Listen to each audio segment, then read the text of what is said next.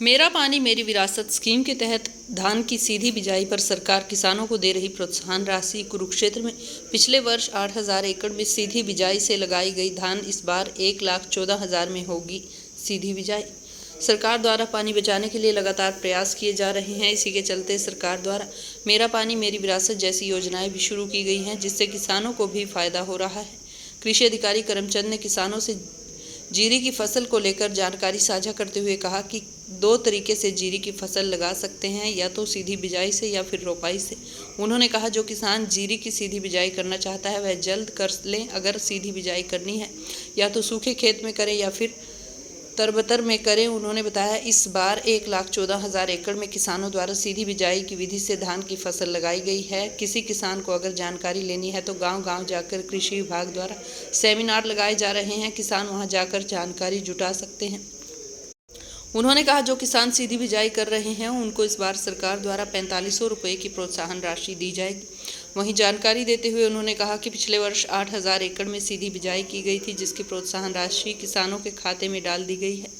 उन्होंने कहा पिछले वर्ष यह राशि 4,000 थी, इस बार 500 की वृद्धि की गई है। किसानों द्वारा सीधी बिजाई के लिए समय पर मशीन न मिलने के बयान पर उन्होंने कहा कि जिला के पास 50 मशीन उपलब्ध हैं और एक मशीन प्रतिदिन 10 से 12 एकड़ खेत बीज देती है। उन्होंने कहा अगर कोई किसान मशीन खरीदना चाहता है तो उसे 50% तक की सब्सिडी उपलब्ध कराई जा रही है। उन्होंने कहा कि सीधी बिजाई करने से 20% तक पानी की बचत होती है और सरकार के द्वारा भी सहायता राशि उपलब्ध कराई जाती है।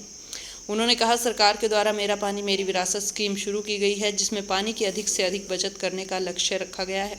अगर पुरानी विधि से धान की बात की जाए तो करीब 22 से 23 पानी फसल को लगाते हैं। वहीं अगर कोई धान की खेती छोड़कर मक्का जैसी या बागवानी की तरफ जाता है तो 8,000 की सहायता राशि सरकार द्वारा दी जा रही है। अगर कोई किसान अपने खेत को खाली रखना चाहता है तब भी वह यह छूट किसान को मिलती है। अगर किसान अपने खेत को खाली रखता है तो किसान के खेत से फंगस जैसी बीमारियां खत्म हो जाएंगी और खेत उपजाऊ बनेगा। ये जिला कुरुक्षेत्र में लगभग 1,14,000 हेक्टेयर में धान की बिजाई होती है, जिसमें से लगभग 20,000 एकड़ में धान की सीधी बिजाई भी होती है। और इस समय धान की सीधी बिजाई भी जोरों पर है और रोपाई का कार्य भी साथ साथ जोरों पर है, क्योंकि 15 जून के बाद हमारी धान की सीधी बिजाई और रोपाई दोनों स्टार्ट हो जाती है। और धान की सीधी बिजाई तो उससे पहले ही स्टार्ट हो जाती है। तो मैं किसान भाइयों से अनुरोध करूँगा कि जो अभी भी धान की सीधी बिजाई कर रहे हैं या करना चाहते हैं तो 1-2 दिन है वो कर सकते हैं। उसमें अपने खेत को बिल्कुल समतल कर लें कंप्यूटर करा से, घोड़ी से, और 2 तरीके से इसकी बिजाई करें, एक तो तरबत्तर में या सूखे में। तरबत्तर में तो खेत को अच्छे से 2-3 बार जुताई करने के उपरांत वो आप उसमें जो सिंचाई कर दें और जैसे ही बत्तर आता है उसमें आप बिजाई कर सकते हैं। और सूखे में बिजाई करने उपरांत तुरंत पानी दे दें। तो ये हमारे गाँव-गाँव में इस पर तकनीकी सत्र भी आयोजित किए जा रहे हैं। ज़्यादा जानकारी आप 1-2 घंटे के सेशन होते हैं, वहाँ पर आप प्राप्त कर सकते हैं। उन सब जितने भी तकनीकी सत्र गाँव में आयोजित किए जा रहे हैं, वहाँ पर आप लेकर जानकारी ले सकते हैं। और पिछली बार कितने कितने एकड़ में बिजाई की गई थी? अब की बार क्या कुछ टारगेट मान के चल रहा है कृषि विभाग? हाँ, देखिए धान की सीधी बिजाई का पिछली बार हमारा 20,000 का टारगेट था, लेकिन जब हमने ग्राउंड पे वेरीफाई किया, वो एक्चुअल वेरिफिकेशन में हमारा लगभग 8,000 एकड़ वेरीफाई हुआ था, और जिसकी प्रोत्साहन राशि हमने अभी कुछ ही दिन पहले सभी किसानों के खातों में डाल दी है। इस साल धान की सीधी बिजाई की प्रोत्साहन राशि जो है पिछले साल से 500 रुपये बढ़ा दी गई है, यानी 4500 रुपये कर दिया। पिछले साल 4,000 थी, अब की बार 500 रुपये बढ़ा के देने की कोशिश की जा रही है। किसानों को समझाया जा रहा है, जागरूक किया जा रहा है। मेरा आप सबके सभी किसानों से अनुरोध है कि वो हमारे पोर्टल पर इसका पंजीकरण कराएं समय रहते। पंजीकरण उपरांत आप इसकी बिजाई करें।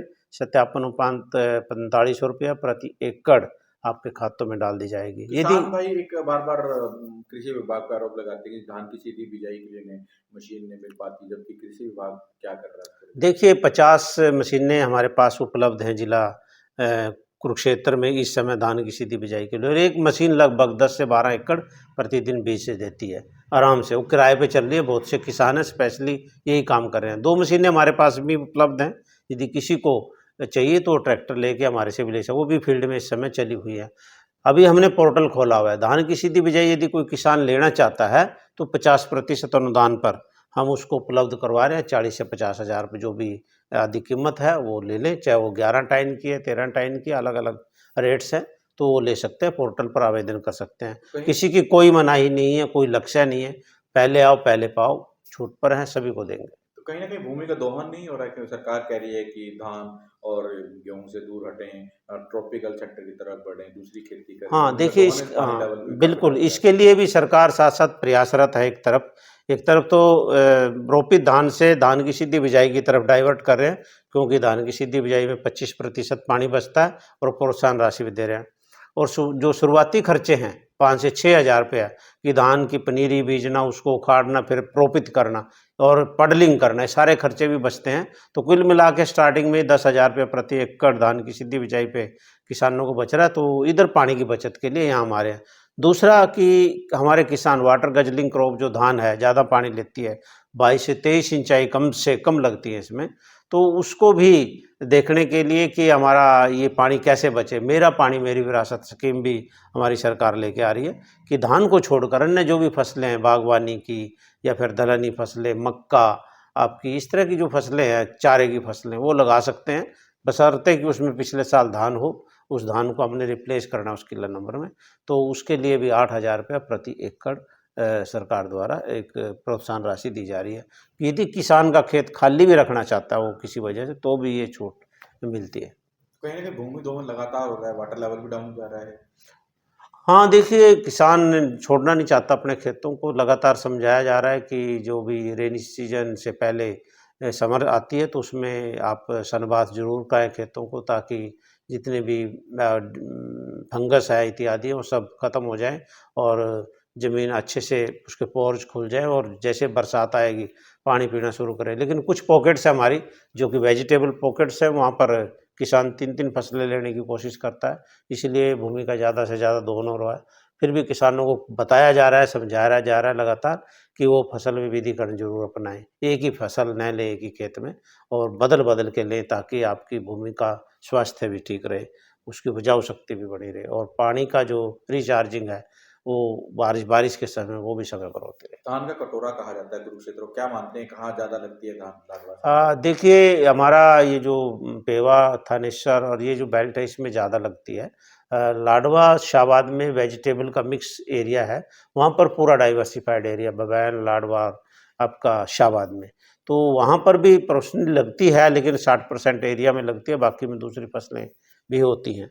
लेकिन ये जो थानेसर, इस्माइलाबाद, पेवा का एरिया है, यहाँ पर ज़्यादा धान लगती है और ज़्यादातर हाइब्रिड या फिर पीआर वैराइटीज़ का ज़्यादा है ये हमारे कुरुक्षेत्र में, क्योंकि अभी किसानों को लग रहा है कि हमारे पास मीठा पानी है पीने का, तभी वो लगाए जा रहे हैं।